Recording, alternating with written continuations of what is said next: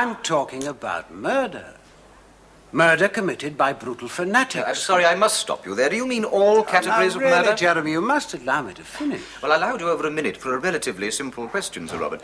Perhaps if we could go back to a point you raised earlier. No, if you don't mind, we will not go back just yet. I will restate my position, which you have just done your best to obscure. Precisely what I was about to ask you to do. I am It's sure surely we obvious all to- welcome a clear statement of your views on capital punishment, Sir Robert. It is, after all, the purpose of this interview. It is surely obvious to everyone, except perhaps to a small minority of opinion makers and journalists, etc., that something has to be done. Our society is becoming increasingly violent. Politically motivated murder is almost a commonplace, and every year sees an increase in acts of terrorism designed to subvert and destroy our system of government, and which involve the murder of innocent women and children. So you would reintroduce the death penalty for politically motivated murder? Certainly. But isn't this the thin end of the wedge, Sir Robert? I mean, wouldn't you soon have a lobby clamouring for the reintroduction of the death penalty for murder committed during the course of robbery? For child molesting? Oh, I don't know about that. Yes, but where do you draw the line? Well, it's a very difficult line to draw. Well, let us try and draw it, Sir Robert. Should a crime of passion, for example, attract the death penalty? Well, and this is a purely personal point of view, you understand. Murder is the most heinous of all crimes. It is the ultimate violation of human rights. It should always attract the ultimate penalty. It's a European idea, fallacy, which has contaminated us, that uncontrollable emotion is some kind of mitigating factor. We are all responsible for our actions. Even the psychopath? The insane? Oh, the clinically diagnosed insane? No, obviously not. Obviously not. But let us be quite clear about this, Sir Robert. You would wish to see the death penalty reintroduced for acts of terrorism. As an MP and upholder of our democratic tradition, I should naturally want to test public opinion before advocating its reintroduction for other categories. But as far as terrorism is concerned, there should be no hesitation. And would you personally be prepared to accept that responsibility? To send a man to the gallows? On behalf of society, yes. I see. Is it not true, Sir Robert, that you do business with governments abroad who are guilty of murders even more atrocious than those of the IRA? That is unworthy of you, Mr. Hope. That is quite a disgraceful imputation. I'm sorry, I had no wish to be offensive, Sir Robert. Perhaps now it's time we moved forward to consider a question which...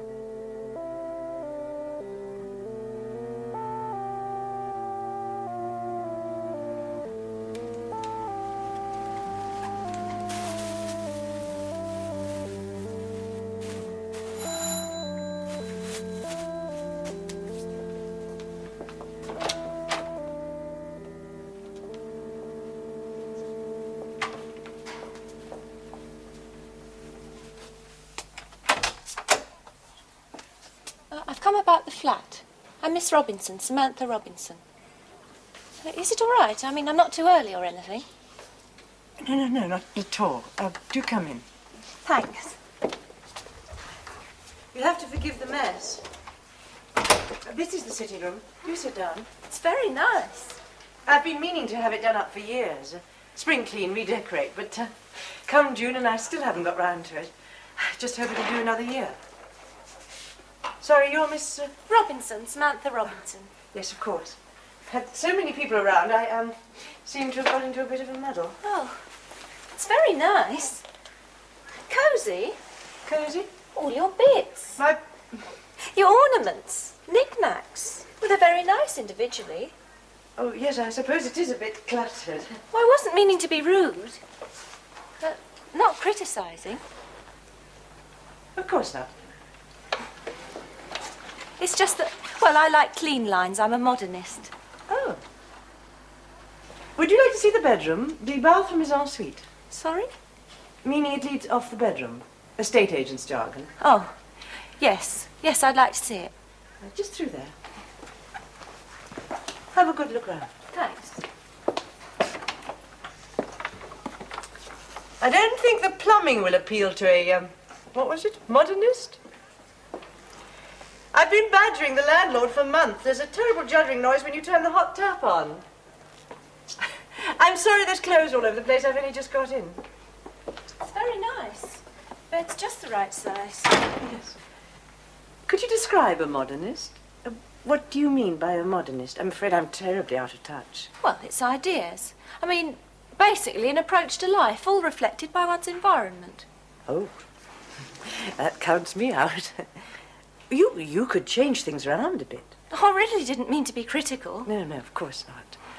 It is furnished, a furnished let. Yes.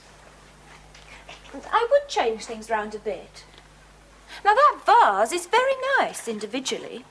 Sorry? Well, if it was on its own with a spotlight, it would be sort of revealed for what it is. It's Capo di Monte, 19th century. Not really very modern. But I'm glad you like it. It belonged to a favourite aunt.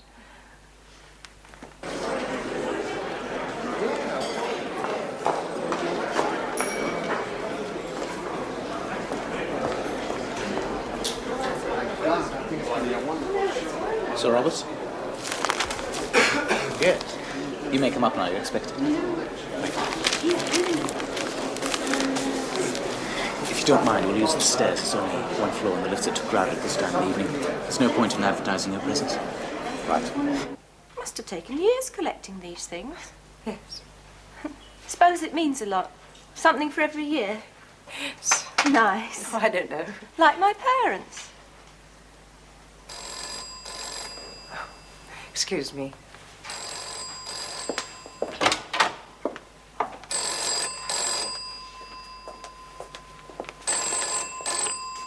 Hello? Hello?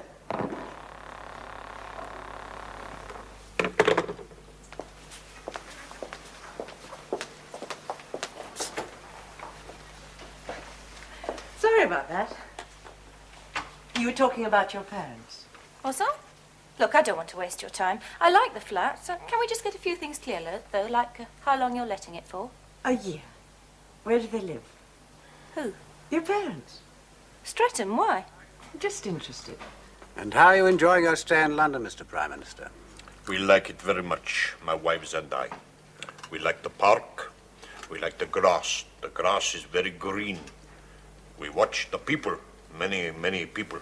Sweet, Sir Robert. Please. The people. You mean the people in the park? You watch them from your window here. Downstairs in lobby.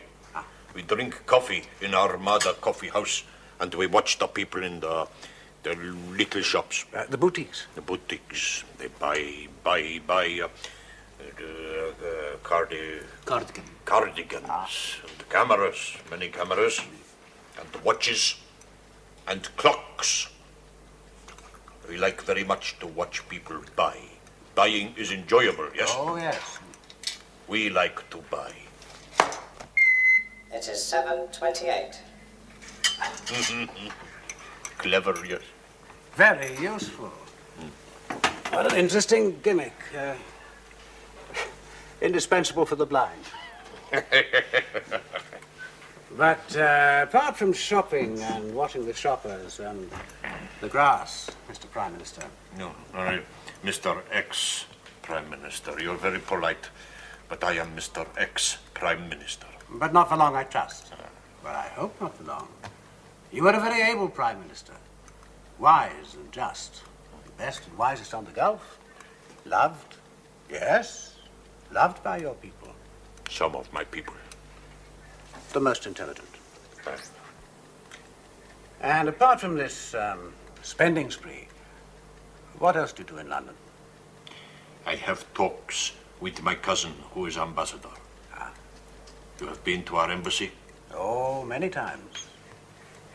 The gardens are very beautiful, very green. Yes, very green.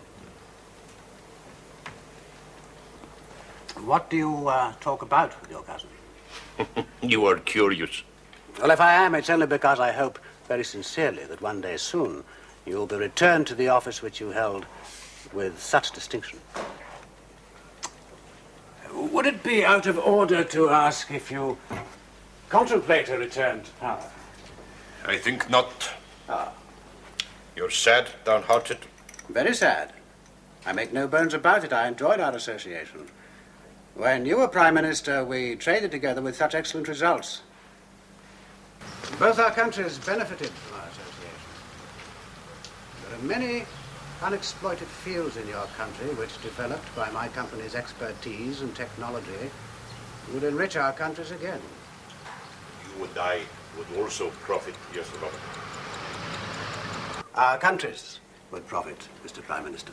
No, please do not address me like this. I may never be Prime Minister again. Oh. Maybe not. You know what they say, Robert? They say I put many people in prison, many opposition. But who do I put in prison? A troublemaker, a bomb thrower? Is it wrong to put in prison a bomb thrower who does many damages? Well, the people who make these accusations are scaremongers and liars, stirring up trouble to cause panic and revolution, I shouldn't wonder. We have our share of them, even in Britain. The Marxists make always trouble. Always. Now we have bad government. My country is in bad time, Robert. But perhaps you are right. Perhaps times will change, yes? Well, they usually do, if one's patient.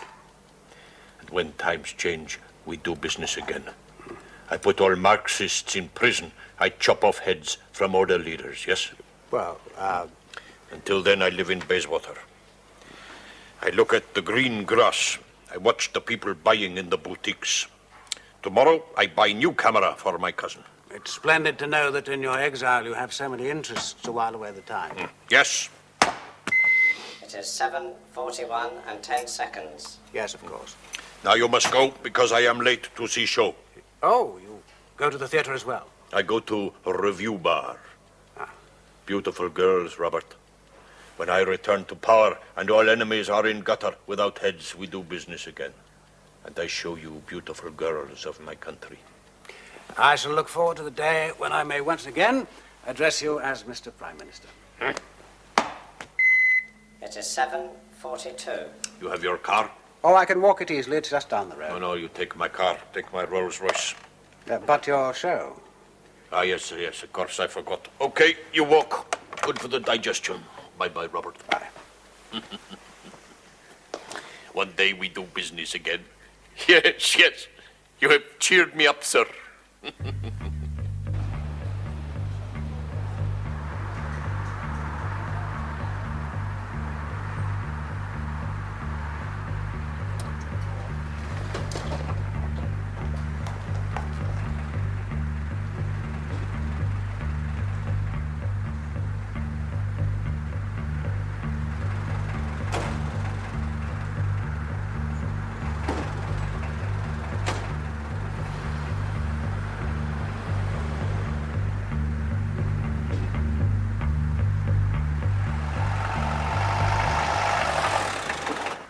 Well, have you made up your mind?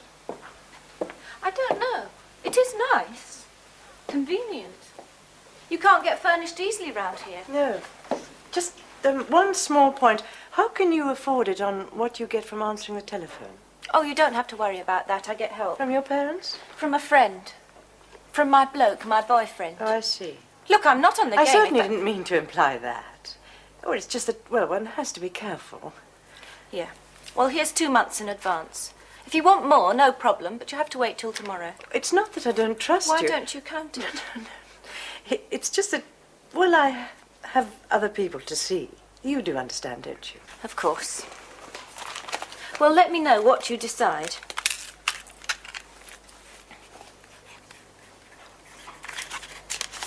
You can get me here during the day.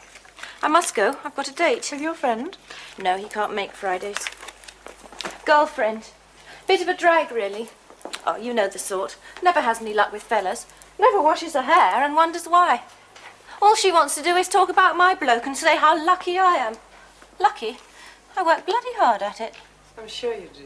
If she doesn't work hard, she'll end up a frumpish, disappointed old spinster, wondering what went wrong. Maybe, deep down inside, she doesn't really want anybody. After all, you get what you want, don't you? At least that's my experience.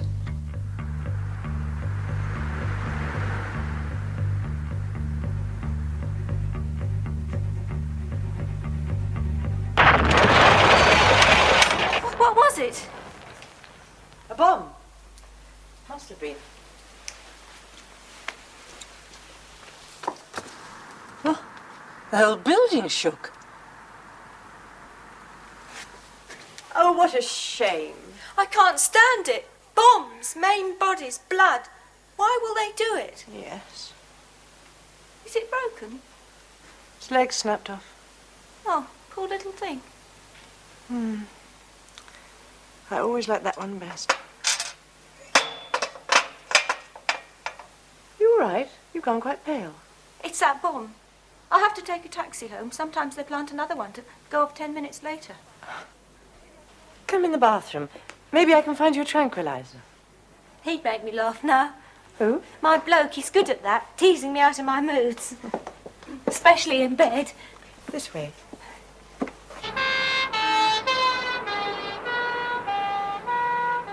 Empire Chemicals are up 4. Sounds good. Regents are up 2.5. You did get some regents, didn't you?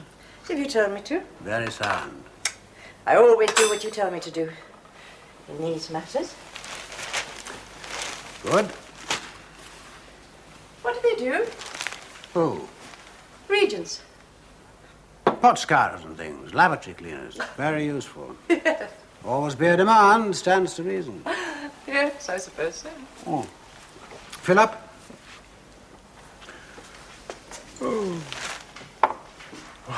Tired? Tired. Wogs. Wogs? Workers on government service, WOGS, that's where it comes from. You know, Egypt. I've had my fill of them tonight. Deceitful, unreliable wogs. Must have been nice in the old days when the louder you shouted, the more obsequious they became. Boy! No nonsense about you, then. Hey, old girl, no women's lib, rubbish. You know how to make a man happy. It seems that's pretty rare these days. My man. Well, you know what I mean. You should have heard this bloodthirsty old Arab this evening. Like something out of a bad taste comic opera. I had to listen to his ghastly prattling. Why? Why what?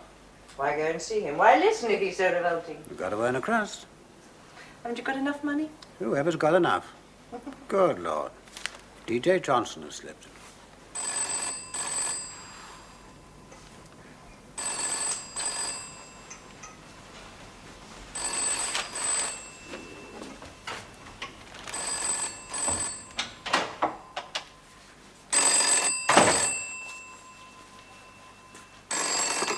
Hello?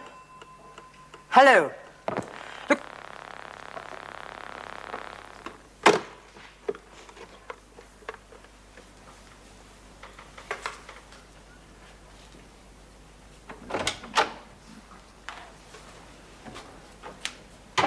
What's the matter? Who was it? No one. It just went dead. Oh. I'll plug the phone in here, in case you want it. Thanks. No hello? Nothing? No, nothing. Just silence. It's the second time it's happened this evening. Oh, heavy breather, most likely. If it happens again, get the operator to check your calls. You know D.J. Johnson's asleep. And what do they do? I haven't the faintest idea. Big company. All those people getting up in the morning, going to work at D.J. Johnson's, year in, year out. Paying their mortgages, saving up for their holidays, bringing up children, struggling to keep their heads above water, and you own a little piece of them. Maybe even a big piece. But you don't know what they do at DJ Johnson's every day. You sound a bit pink this evening. You've been reading some book. I worked it all out by my little self. I'm glad I didn't see you. Where? With that Arab. Must have been sickening. What? You being obsequious. That's just acting. I played Lady Macbeth once at school. I seem to remember people telling me I was rather good. Oh, Jean, I have to do business with them. We're fighting for survival, all of us. I have to buy flowers for their wives and little presents for their children. I sit through operas with them yawning and fidgeting and hoping that when it's over there'll be time to catch the last show at the review bar. I don't think I enjoy it. Don't think it's fun. Bosoms and bottoms. I beg your pardon. And cameras. What? That's their culture. And speaking clocks.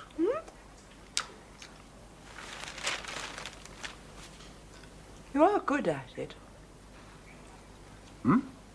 Hiding your feelings. Oh. Good management. Do you remember all their names? Their wives' names, their daughters' names? You know, that's the first thing I ever noticed about you. Wonderful memory for names. All the little secretaries in Union House. Not just the Jills and the Janes. And the really ghastly ones.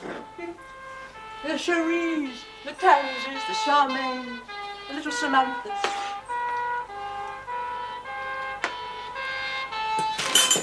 They'll be after the bastards who planted that bomb. Filthy, murdering scum. What was I saying tonight? String them up. Will they do it if they catch them? Not a chance.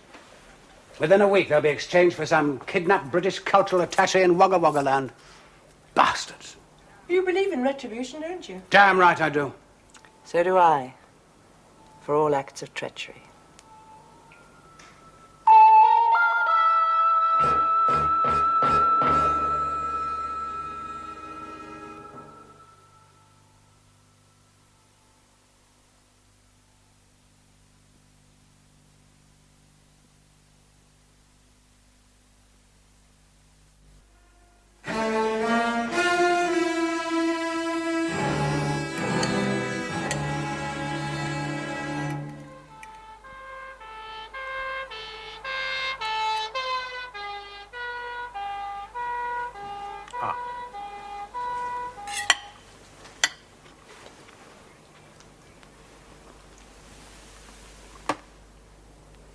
For you. For you. 10th anniversary. I wasn't expecting anything, not this year. No? Have I ever forgotten? Oh, go on, open it.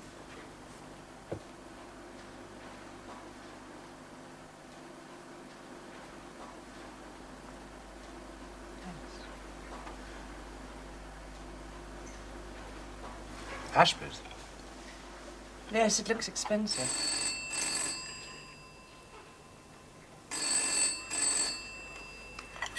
Aren't you going to answer it?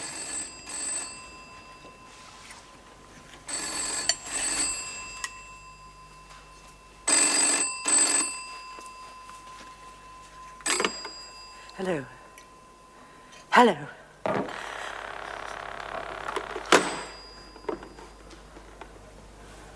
What's the matter? Why are you getting so worked up?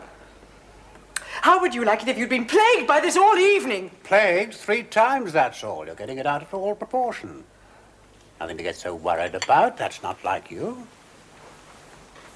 Look, if it happens again, I'll answer, all right? Now perhaps I could use the phone. Help yourself.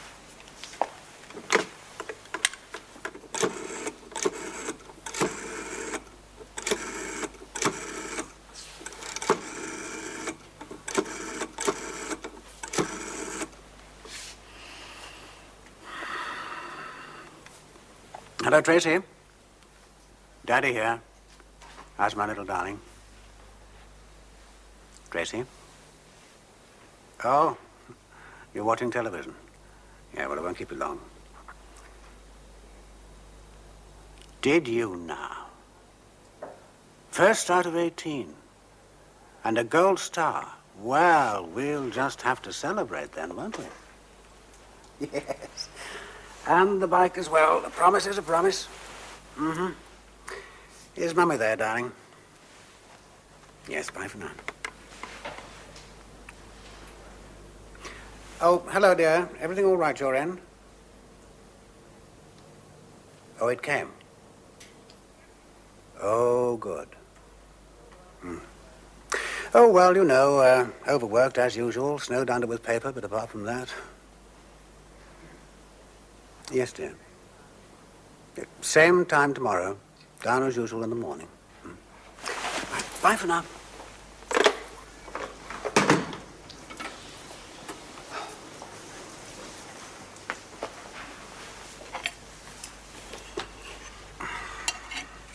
How is dear?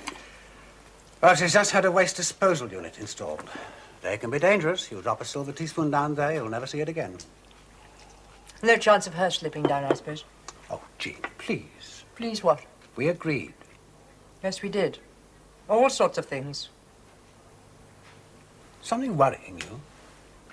I've sat through them too often, these Friday night phone calls. Tracy's first tooth, chicken pox, mumps, nits. Nits? A truly hysterical outburst, that one. An exclusive 1,000-a-year school and all the little darlings scratching away like privates in the trenches. I don't remember nits. Do you remember a spine-chilling discussion about why there were lumps of carrot in her vomit when the little darling hadn't eaten any for 3 weeks? Do you mind I'm eating? She's been helping herself in the kitchen garden. Oh, the kitchen garden. What dramas there. Suspicion of Colorado beetle in 67. Vandals in 71. The mystery of the French letters on the compost heap. Sheila pissed on peapod wine falling through the cucumber frame. Sheila pissed again at a party, dipping her cigarette in the mustard and stubbing out her sausage in the ashtray. Jean, will you please stop? Why, I'm enjoying it. That is why you must stop. Must? How dare you? I'm not one of your tit and bum-ogling wogs. You're deliberately creating a mood. Yes. Why? To see if it has any effect. To see if it ruffles you just a little. Do you ever get ruffled, Robert? No. It disorganizes things. Yes. Everyone in their place. Poor old Sheila. So alone in Henley, forlornly sweeping the autumn leaves on the lawn, pretending that everything's all right, and then setting light to her hair. Never. She set light to her hair. You said it was an accident, the flame of her gaslighter set too high. Happy people do not set themselves on fire. Oh, it was only her hair. Pretending that she's all alone because you're so busy with your wogs and your high finance, and then immolating herself in the sun lounge. God, you exaggerate. Me in my little corner. Good old Jean, what a sport, always listens to my problems, never complains. Well, you certainly never used to. And you know why? No, why? Because you made it perfectly obvious in your devious way that if I didn't like it, I could lump it. Oh, really? I'm sorry to use such vulgar expressions, but when you've been somebody's Friday night lay for the last 10 years, the refined areas of the mind do tend to wither. Is that how you imagine I think of you? A Friday night? Oh, well, say it, Robert. Go on. Say it. There are people, quite intelligent people, who would consider it far less offensive to use the word lay than to call an Arab a wog. I'm tired. I'm boring you. Please say yes and prove that you feel something, even if it's only boredom. I'm sorry, I'm not hungry. Oh, well, then have your bath and go to bed. We'll dispense with the you-know-what. Is there any point in me staying with you in this mood? What you mean to say is you want to go. You haven't exactly been very welcoming. Ha-ha! A criticism. Oh, God! Hello? Hello? Now listen. You don't know who I am, but I know you. Do you hear me? I know you. And I'm warning you to... Hello? What the hell does he want? Do you really know who it is? Well, no, of course not. That was just a bluff. It might work. I think he knows us. What? But why else would he go on phoning over and over again without saying anything? No obscenities, nothing. He wants something. He knows something. Knows what? God, you really are on edge tonight. What's done it? The bomb, the police sirens? Oh.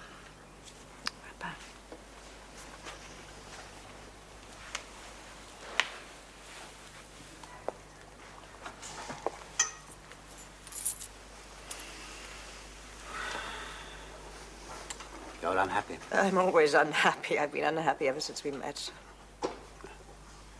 My fault. Yes, it bloody well is. Jean, you deserve so much more than these Friday nights. You promised me so much more.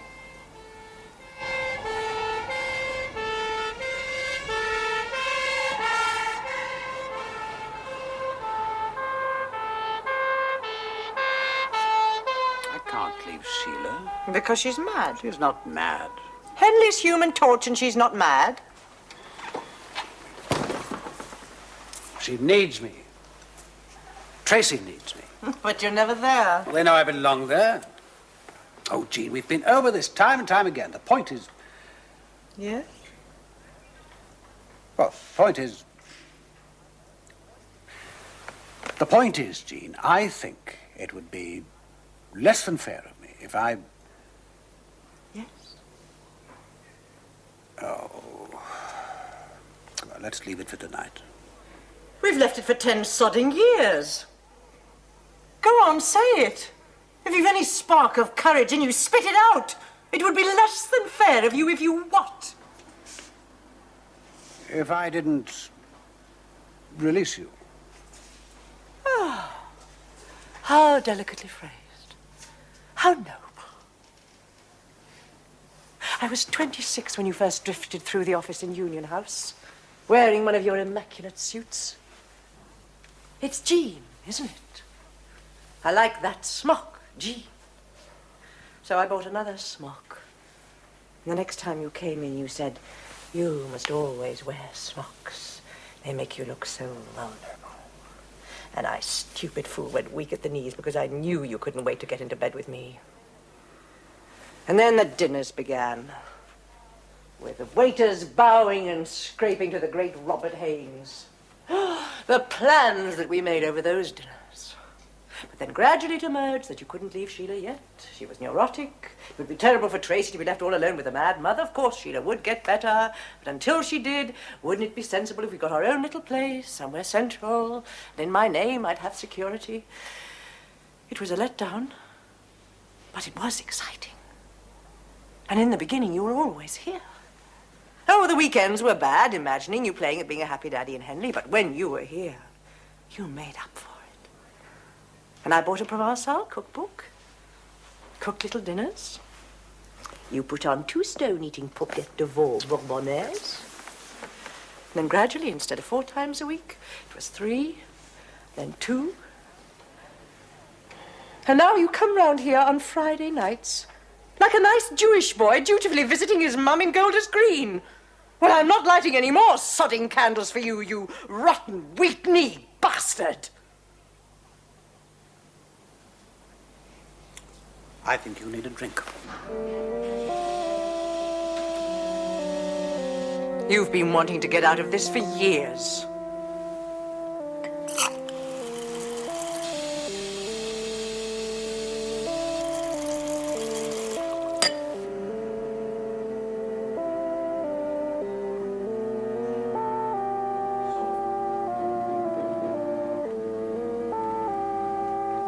You're frightened. Because you've taken years of my life, the best years, when I should have been going out with uncomplicated, unattached blokes. Blokes. Going to pubs, cinemas, instead of sitting over a starched tablecloth in the Écu de France. If you had these secret urges to swell beer in bars, you should have spoken up sooner. I think I'd have understood. Oh, you'd have been delighted, wouldn't you? You'd have been let off the hook. You couldn't let yourself off, could you? Too frightened. Frightened? Of suicide. What do you mean? Frightened that I might kill myself. Well, isn't that what you thought? Well, it's just your imagination. It's true, damn you. Whenever we have a row, you search the bathroom cabinet for sleeping pills. Because of what you've implied you might do. All those veiled threats. I worry about you. You worry about the scandal. You bitch! You mock any decent feelings. I loved you. Do you love me now? I suppose you thought you did 10 years ago. I suppose you felt the same about Sheila once, 15 years ago. Who's next? When you're a doddering old blimp, there'll be a whole string of us. Why don't you let anyone go? Is that what you want? I don't want pity. I asked you, what do you want? I think this relationship is no longer benefiting either of us. Oh, pompous ass! Oh.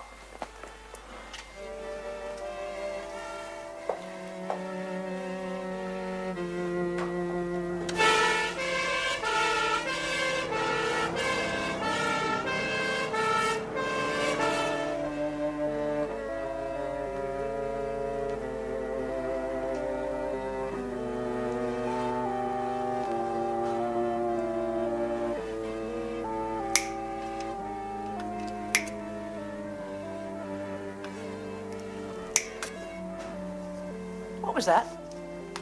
Oh, someone upstairs somewhere using a hairdryer or something.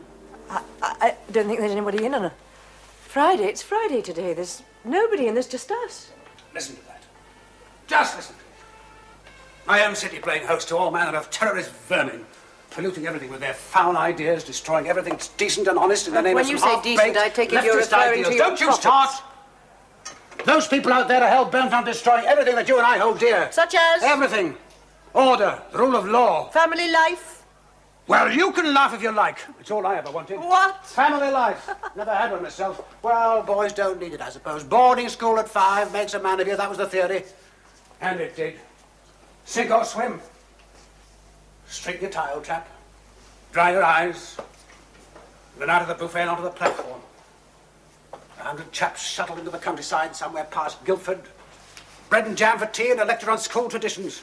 Place had only been open 2 years. And so to bed, London miles away. Mum and Dad, another world. Bloody cold past Guildford. Still, knocked the corners off me. No regrets. I think I better go. So you're releasing me. I'll put a check in the post. Substantial check. Thanks. Not much to say, is there? How about I'll not forget you, Jean? Do you mind if I use the bathroom before I go? Don't worry. There are no sleeping pills.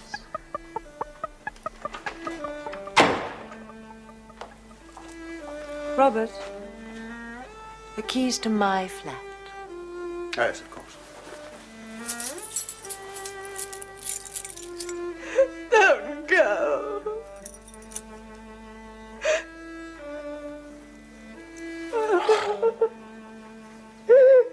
Jean,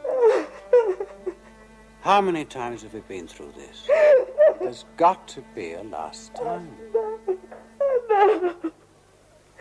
But it's always better after one of these scenes, isn't it? Always better for a little while, Robert. It's been nice most of the time, hasn't it? Yes. Please don't go to stay tonight. Get up early when I'm still asleep. Don't go tonight. I couldn't bear it. Jean, I know you're doing the best for both of us. You're being very courageous, but please, please. You will stay tonight. Say that you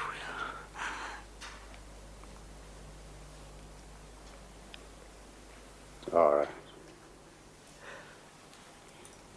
But after tonight,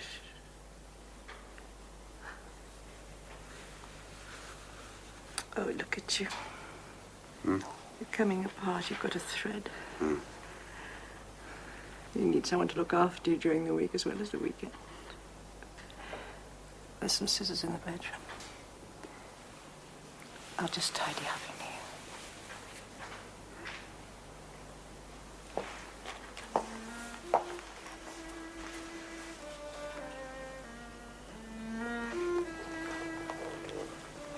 Robert, I had made all that fuss just now. Were you going to finish it tonight? Had you made up your mind? yes. By tonight? Oh. 10th anniversary, I suppose. Brought it home to me how long, futile, From your point of view, I mean. There's nobody else. Is there, Robert? No.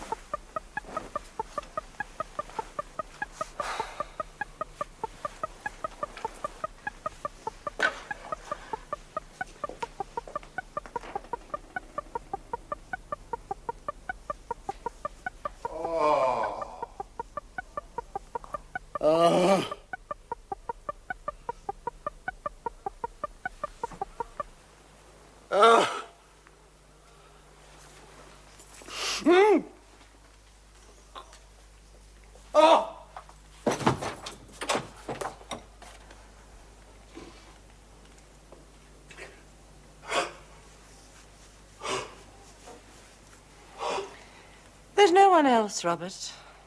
Not now. I saw you two together. The Toscana's a very dangerous rendezvous, you know. You were smiling and looking terribly charming, just like you used to be with me. The little bird brain was giggling, fluttering her eyelashes, and so skillfully brushing your thigh with the back of her hand. Why?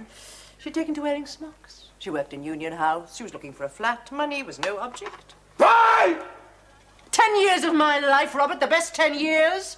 To be traded in for a new model. So you got up here? Oh, that was easy. Just an advertisement, flat to let, on the staff board at Union House. It was only a day before she rang.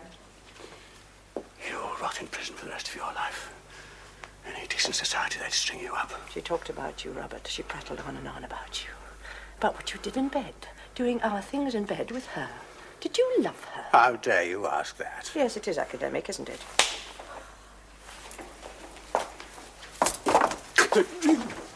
Oh, Sir Robert Haynes, MP, man of many interests, culture, blah, blah, blah, sets up flat with pea-brain, suburban slut. Those maniacs out there with their bombs. You won't go to prison. Shove you in a madhouse. Pump you full of drugs till you don't know what day it is. You've no feelings for her, you've no feelings for You've anybody. taken a child's life. She was only a child. She could have been my daughter. You should have thought about that before you laid her. You vulgar, murdering bitch. There's going to be the most enormous scandal, Robert. That's for sure. Murdered secretary discovered in MP's mistress's flat. Oh, that'll look good in the papers. Create a few ripples in the house. Oh, not to say a damn great tidal wave. You think that's going to force me to collude in covering up a murder? When the police arrive, they'll find little Samantha Robinson's corpse in a flat belonging to Sir Robert Haynes's mistress. Sir Robert's mistress will be absent What because... are you talking about? Oh, I haven't been at work this week. No, in the circumstances, I couldn't stand staying in this flat. No, I've been staying at Mother's. You'd have known if you'd bothered to ring. I loved you, Robert. Do you know what it means to think about someone the moment you wake up every day for 10 years? I've no doubt the court will take the circumstances into account. You know what happened whilst I was staying at Mother's? What? Sir Robert Haynes, knowing that his mistress was away, used her flat to entertain a young woman. Something went wrong. Perhaps she resisted his advances. The verdict of the court, well, some people might think he deserves the death sentence, but others don't believe in capital punishment except for acts of terrorism. Jean, after what I've achieved in my lifetime, I'm not entirely lacking in the instinct of self-preservation. Conceited idiot, have I told you how I did it? What? My dressmaker's scissors. Since then you've used them. Your fingerprints will be on them. Perhaps a tiny speck of her blood. Jean? Jean, what are you doing? I'm leaving now, Robert. I shall be locking the front door after me. Jean, It's a deadlock, don't forget, and you can lock it from the corridor outside or inside. open this door! Oh, somewhere Jean! in there you'll find another key to the bedroom, but when you do, you will have to find your keys to let yourself out of the flat. Jean! There'll be a few minutes before the police arrive, a sporting chance. Of course, if you don't find them, any story you tell the police about some mad woman locking you in the flat will sound very hollow. Jean, open this door. Jean! Jean? You still there? You locked yourself in, didn't you, Robert? You locked yourself in so that you wouldn't be disturbed. Jean, open this door! Sorry. I'm leaving now, Robert. I have to phone the police, tell them about the screams I heard in flat 43. Mad, deranged bitch. You won't forget me, will you, Robert? Easy.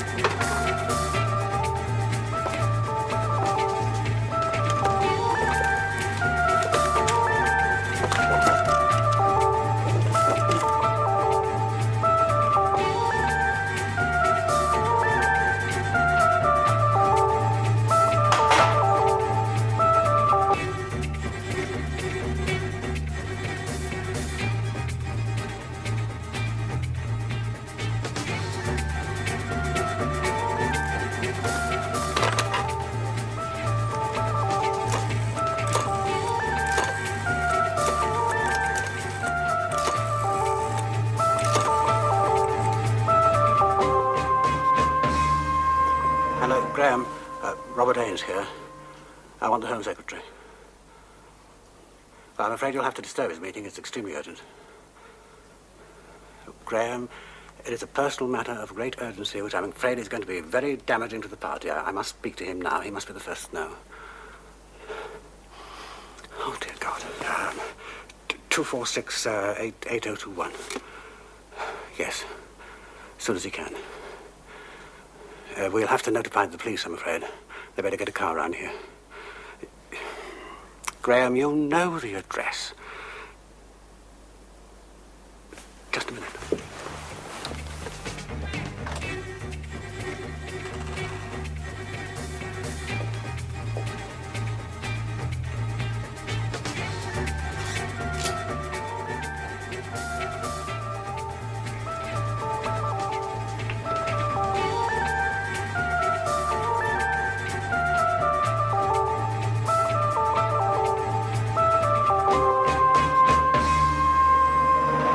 Robert Haynes. What the hell? Who's he? They were in the corridor outside. They forced me back in. You were at a certain hotel this evening, Sir Robert. Yes? You spoke to a certain sheikh. What's that to you? What did you talk about? Small talk. About the grass, how green it is. Shopping. The sheikh was planning a return to power. Did you perhaps talk about this? It was a purely social visit. He was planning a return to power. And we know that you favored this, that you secretly argued his cause, knowing that when he again held office, you would be granted many concessions. He was a tyrant, ruthless and greedy. You've killed him. That bomb earlier, it was you. Under his car, his rolls. He offered me his car. To go to the review bar. You like the girls, don't you, Sir Robert? We watch you for many months. You and the Sheikh have much in common. Our country is stained with blood that he shed. You helped him, Sir Robert. I can help you. You were his accomplice. I can get you to an airport. You share responsibility for his crimes. A flight to anywhere in the world. Like him, you exploit people. Like him, you are evil, ruthless. You loved him? Oh, how could you understand? We love our people, our country.